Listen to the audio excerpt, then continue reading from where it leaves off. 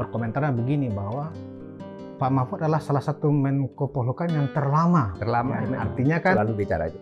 Tapi sejak tanggal 20 itu saya terpaksa bicara. Karena saya melihat pribadi dan kemudian dikonfirmasi oleh publik. Pak Jokowi itu membiarkan semuanya ini terjadi.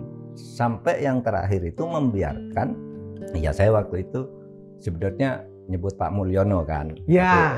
Tapi itu juga saya minta maaf. Dipersoalkan itu Pak. Ya, masa sih, karena kan Mulyono itu kan nama kecil beliau. Menurut saya sangat dekat dengan beliau. Dan saling kalau bicara sangat sama-sama sangat sopan. Gitu, bicara selalu hal yang penting-penting. Sebenarnya kalau soal undang-undang perampasan aset itu Pak Jokowi itu sangat ingin, karena selalu setiap ketemu 2 kali ke sana nih saya bilang. Tapi DPR-nya enggak mau. Nah, dan DPR itu menurut Pak Bambang Pacul karena DPR itu hanya Korea-Korea aja gitu. Iya kan? Saya bilang gitu ke Pak Anu. Jadi kalau dalam soal itu Presiden ya memang serius itu undang-undang perampasan aset. Penegakan hukum saat ini. Penegakan hukum menurut saya sudah ada di kisaran nilai 6. 6 ya? 6. Kalau politik dan keamanan itu 75 sampai 80. Kan tidak ada orang mengajukan pendapat, demo lalu ditangkapi ya di zaman terakhir ini, tidak ada kan gitu. Itu kan bukan penyerang pemerintah loh yang ditangkap. Itu soal konflik antar pemahaman agama di bawah. Yakin tanggal 20 Oktober insya Allah serah pelantikan atau serah terima atau sumpah Presiden dan Wakil Presiden, saya yakin itu akan berjalan manis dan lancar. Yang boleh bicara itu nanti ahli hukum yang akan melakukan tuntutan itu. Tidak etis kalau saya menyebut A, B, C, D gitu. Saya harus katakan saya tidak melihat, gitu aja. Bismillahirrahmanirrahim. Assalamualaikum warahmatullahi wabarakatuh.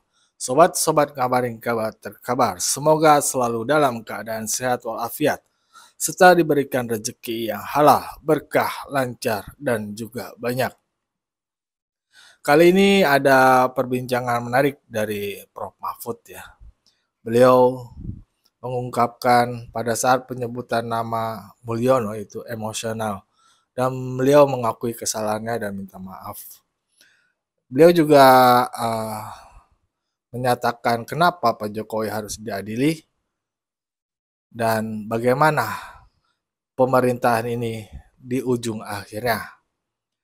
Mari kita simak saja videonya bersama-sama. Let's go. Ya itu yang bisa saya lakukan. Kalau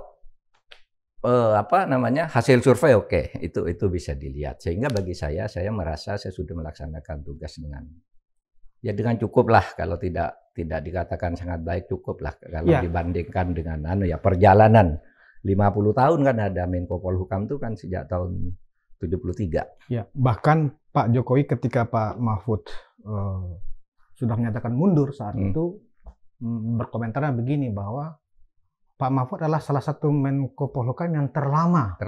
Artinya kan tugas-tugas yang disampaikan, yang diberikan ke Bapak itu bisa dilaksanakan kan begitu. Nah, sebenarnya saya juga sepakat itu Pak, bahwa sebelum Bapak mundur dan kemudian selesai Pilpres, rasanya kinerja Bapak sebagai koordinator untuk bidang Polhukam ini yaitu sangat baik lah gitu ya. Terlihat dari contoh-contoh yang Bapak jelaskan tadi. Nah, kenapa Pak di setahun terakhir pemerintahan Pak Jokowi ini, khususnya setelah Pilpres, setelah ada pemenang gitu, terkesan Bapak mulai vokal, terkesan Bapak mulai tanda kutip oleh banyak pendukung Jokowi dimulai nyinyir dan seterusnya, sehingga ada statement dari Pak Mahfud juga, demokrasi sudah memburuk saat ini, hukum kemudian tidak tegak. Itu sebenarnya karena alasan apa Pak? Mungkin di forum ini Bapak bisa memberikan semacam konfirmasi atau klarifikasi Pak. Bagus. Apakah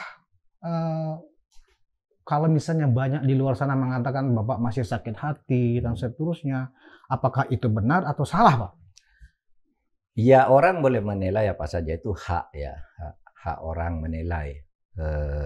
Tetapi begini sebenarnya, kalau saya ngeritik soal hukum dan politik itu kan jauh sebelum saya jadi menteri, dan ketika jadi menteri pun kan saya yang selalu bicara di pemerintah ini hukumnya yang kotor, politiknya yang tidak bersih. Saya di Polhukam kan gitu juga. Oleh sebab itu di DPR pun saya lawan kan. Biasanya orang pementeri takut kalau ke DPR, saya lawan. Anda mau apa? Mau bubarkan ini, bubarkan aja, saya bilang. Saya lawan tuh DPR karena saya tidak jadi menteri pun. Kalau saya merangkap korupsi, membongkar korupsi, lalu DPR menghalang-halangi mungkin karena ada yang berbisik. Saya mengungkap Sambuada menghalang-halangi, ada yang berbisik agar saya dihadang agar tidak terus ikut gitu. Saya lawan kan ke DPR. Itu fakta. Jadi saya itu kritis sejak jadi menteri juga terhadap kawan-kawan juga. Cuma bedanya apa? Sesudah saya tidak jadi menteri, kan kritik saya itu sebenarnya masih tetap saya bicara tentang sistem, tentang kasus, tentang pengadilan. Saya baru nyerang Pak Jokowi sebagai pejabat. Itu kan sesudah 20 Agustus. Sebelum itu kan saya bicara pengadilan busuk. Bapak mengkonfirmasi menyerang Jokowi sebagai pejabat, Pak, sebagai bukan pejabat. Sebagai personal. Bukan, sebagai pejabat. Ya nyebut namanya juga personal yang menjadi pejabat. Sebelum itu kan saya selalu bicara sistem pengadilannya busuk, ini hakimnya salah ini dan seterusnya kan. Ini politiknya kotor, politiknya tidak imbang gitu kan, saya selalu bicara itu. Tapi sejak tanggal 20 itu saya terpaksa bicara. Karena saya melihat pribadi dan kemudian dikonfirmasi oleh publik. Pak Jokowi itu membiarkan semuanya ini terjadi. Sampai yang terakhir itu membiarkan vonis MK itu mau tidak ditaati dengan mengubah undang-undang hanya dalam 1 hari. Kenapa saya nyebut Pak Jokowi? Loh, itu katanya ketika DPR, kenapa putusan MK tanggal 20 kok tanggal 21 sudah ada usul dari Presiden untuk perubahan undang-undang. Oke, iya ini ada suratnya di Presiden kapan nih? Bulan Januari tahun 2024. Loh, putusannya tanggal 20 Agustus, kok suratnya sudah ada tanggal 20 Januari, kan tidak masuk akal. Dan Pak Jokowi mengirim 2 menteri ke DPR untuk membahas itu. Mestinya kan dihalangi. Saya tidak pernah ngirim surat itu. Tapi nampaknya, kalau saya malah cenderung, ini dugaan pribadi, disuruh oleh Pak Jokowi. Tapi oke lah, kalau tidak disuruh kok membiarkan, kalau tidak menyuruh, kan gitu. Kalau kita cenderung disuruh karena kan sorenya sebelum itu menterinya dipanggil kan, Menkumham. Terus besoknya menghadapi DPR, tidak bicara apa-apa. Kalau DPR setuju, saya setuju. Nah di situ saya mulai ini harus disebut nama pejabatnya. Ini Presiden, ini Pak Jokowi. Ya saya waktu itu sebetulnya nyebut Pak Mulyono kan. Ya. Tapi itu juga saya minta maaf. Dipersoalkan itu Pak. Ya, kan, masa sih, karena kan Mulyono itu kan nama kecil beliau dan seolah-olah dengan Bapak menyebut nama pengganti Pak Jokowi juga dengan Mulyono, ya kan? Itu seolah-olah mengafirmasi Bapak memang termasuk dari kumpulan-kumpulan teman-teman Prodem yang sedang mendowngrade Pak Jokowi dengan memanggil Mulyono, kan begitu? Waktu itu saya memang agak emosional. Kenapa kok negara dibiarkan begini? Ini sudah konstitusi loh. Kalau soal permainan politik di lapangan agak curang ada. Biasa itu memang dulu negara ini diberdekakan oleh para pendiri agar kita bermain politik sesama anak bangsa kan. Ya curang-curang dikit ya enggak apa-apa. Tapi kalau sudah konstitusi saya tidak bisa menerima. Itu bahaya bagi masa depan bangsa. Oleh sebab itu saya katakan sudah ini Pak Jokowi. Nah itu kemudian itu waktu itu memang momentumnya tepat kan, semua rakyat turun di saat itu. Sampai sejak itu kan Pak Jokowi lalu memang menurut saya sejarah harus membegitukan situasi ini agar landai seperti sekarang kan sudah landai ya. Oke lah, kita masih menghadapi pergolakan politik, tapi kira-kira tidak akan ada ancaman lagi terjadinya sebuah hegemoni yang dinastik menurut saya. Tinggal sisa-sisanya inilah residu-residunya ya kita selesaikan baik-baik sebagai bangsa. Sehingga benar kata Mas Budi, Pak Jokowi, wah Pak Mahfud tuh Menko yang paling lama. Menurut saya sangat dekat dengan beliau. Dan saling kalau bicara sangat sama-sama sangat sopan. Gitu. Bicara selalu hal yang penting-penting dan apapun yang beliau katakan pasti deliver kalau saya. Pak Mahfud itu urusan HAM. Urus. Ya Pak, begini cara. Setuju Bapak? Setuju? Selesai. Bapak gitu. pernah ditegur nggak sih Pak selama menjabat karena belum misalnya anggap saja undang-undang perampasan aset kok belum ada progres kan gitu. Bapak pernah ditegur nggak sih Pak terkait hal-hal yang belum Bapak jalankan misalnya oleh Pak Presiden? Saya nggak pernah ditegur oleh Pak Jokowi, tapi dia memberi perintah yang yang harus saya lakukan. Karena misalnya macet di DPR seperti undang-undang perampasan aset itu. Saya memang sejak awal Pak Jokowi minta 2 Pak Mahfud nih kalau korupsi mau diberantas. Apa itu Pak? 1 undang-undang perampasan aset, 2 undang-undang pembatasan belanja uang tunai.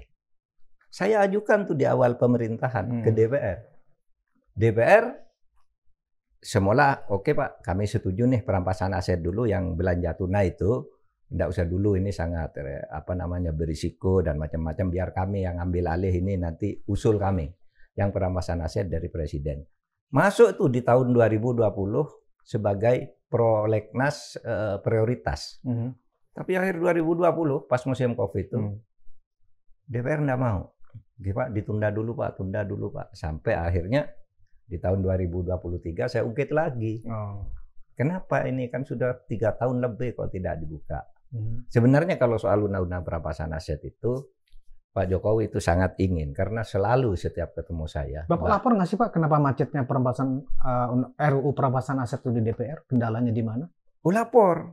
Apa respon beliau? Kan selalu tanya beliau, Pak Mahfud kenapa ini undang perampasan aset kok lambat banget? Ini korupsi kita makin merajalela kalau begini. Pak di DPR Pak, saya bilang surat Bapak udah 2 kali ke sana nih, saya bilang. Tapi DPR-nya enggak mau. Nah, dan DPR itu menurut Pak Bambang Pacul karena DPR itu hanya Korea-Korea aja gitu. Iya kan? Saya bilang gitu ke Pak Anu. Artinya apa Pak? Artinya Bapak harus berhubungan langsung dengan ketua partai. Iya. Kalau saya dengan DPR bisa. Tapi kalau ketua partai bilang tidak, itu enggak bakal Pak di DPR. Oh ya udah katanya. Saya undang besok ketua-ketua partai agar ini diutamakan. Kalau ketua partai tidak mau, ya saya keluarkan perpu. Presiden nih bilang ke saya. Kalau ketua partai tidak mau juga, saya keluarkan perpu lah, kata Presiden waktu itu. Dan Presiden bicara itu secara terbuka. Ketika indeks persepsi korupsi anjlok ke 34, kan Presiden panggil Jaksa Agung, Ketua KPK, saya, Kapolri, lalu mengumumkan undang-undang perampasan aset supaya segera diselesaikan. Itu terbuka Presiden beredar anunya gitu. Jadi kalau dalam soal itu Presiden ya memang serius itu undang-undang perampasan aset. Nah, saya sudah bilang mau keluarkan perpu mau apa itu kan terus sibuk pencalonan Wapres. Saya juga jadi cawapres kan.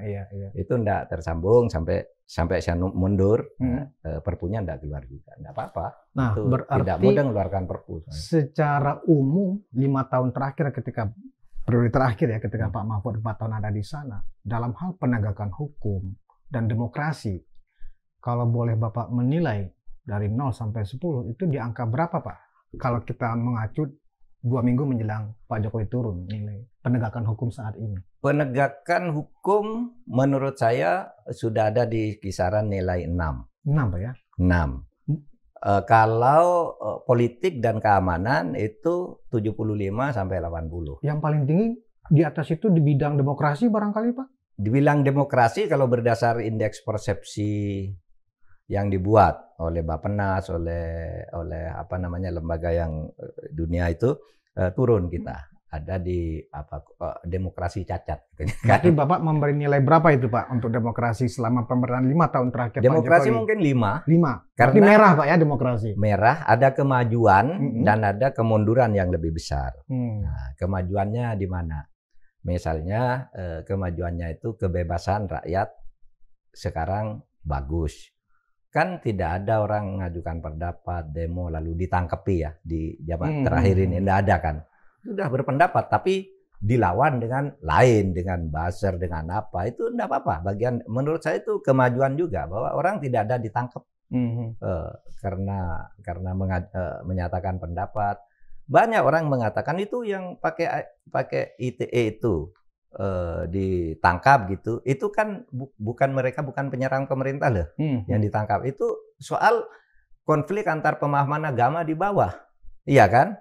Konsep tentang ketuhanan, tentang apa yang itu yang kemudian diajukan ini menghina agama Buddha, ini menghina ketuhanan Kristen, ini kan itu yang banyak menggunakan ITE. Kalau yang politik ya hampir tidak ada lah. Atau malah kalau ada juga yang dari pendukung pemerintah kan ada.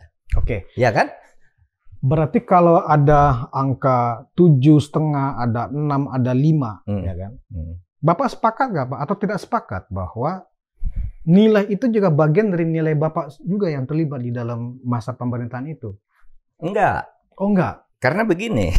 Nah, ini yang saya jelaskan juga kemarin di UGM Jogja kemarin. Bapak nilai penegakan hukum kok jelek? Iya, saya bilang. Tapi Anda tahu enggak? Kalau nilai pejabat itu dari lingkup kerjanya, Polhukam. Kalau misalnya pengadilan korupsi, kan itu bukan tanggung jawab pemerintah. Tanggung jawab Ketua Mahkamah Agung. Iya. Mahkamah Konstitusi korup. Itu kan dunia menganggap itu soal hukum semua, bukan soal Polhukam, tapi soal hukum gitu. Tapi kalau Anda petil-petil ke Polhukam, hukum di daerah-daerah ya, pengadilan di daerah-daerah, restoratif justice itu kan jalan kalau yang pemerintah. Misalnya DPR membuat hukum sembarangan, kan nggak bisa kita. Yeah. Polhukam nggak boleh masuk ke DPR. Sehingga itu konflik of interest di DPR, korupsi di Mahkamah Agung, kemudian konflik interest di dalam perizinan di pemerintahan, itu lalu semua digabung nilainya jadi 5. Bahkan saya sih yang memberi nilai 5. Kalau dunia internasional kayaknya 34 itu, 3,4. Tapi itu khusus korupsi ya. Jadi saya katakan jangan Pak Mahfud jadi Menko kok hukumnya rusak. Loh, pengadilan yang rusak. Saya enggak boleh ke pengadilan. Ya kan saya enggak boleh ikut jadi melihatnya harus per segmen Pak ya? Per segmen. Sehingga saya katakan ya itu tadi Pak Bung Hatta itu kurang apa berjuang anti korupsi. Tidak berhasil, tetapi tetap dianggap sebagai orang yang sangat anti korupsi. Berhasil dia sebagai di lingkungan kerjanya yang terbatas, tapi dia kan tidak boleh masuk ke parlemen, tidak boleh masuk ke MA, tidak boleh masuk ke BPK dan seterusnya kan gitu. Oleh sebab itu menurut saya perbaikan itu memang harus kolektif. Bahwa kemudian dinilai selama 5 tahun terakhir atau periode kedua Pak Jokowi, demokrasi dianggap memburuk, penegakan hukum dianggap melemah. Kalau dianggap juga Bapak Mahfud sebagai Menko Polhukam waktu itu juga bagian dari yang bertanggung jawab, Bapak menolak atau menerima Pak? Tentu saja dengan pengertian tadi, kan penilaian masyarakat itu kan tidak bisa kita tolak juga kan. Kita masing-masing punya standar penilaian. Tidak apa-apa, yang dinilai itu negaranya ini semakin membagus atau tidak itu penilaian publik tidak bisa dinilai. Tapi kalau dinilai pejabat orang per orang, menteri ini, menteri itu, ini itu kan bisa beda-beda, gitu. Dan sejak dulu begitu, tidak ada satu orang saja yang dominan lalu mempengaruhi seluruh negara. Presiden sekalipun kan kadang-kala dianggap gagal, gitu. Bapak pernah menyampaikan di salah satu podcast juga bahwa Gibran akan diadili atau Pak Jokowi juga akan diadili atau gimana Pak? Satu, bagi saya arti landing itu orang mendarat, mau berhenti Pak Jokowi. Sesuai waktu? Sesuai waktu.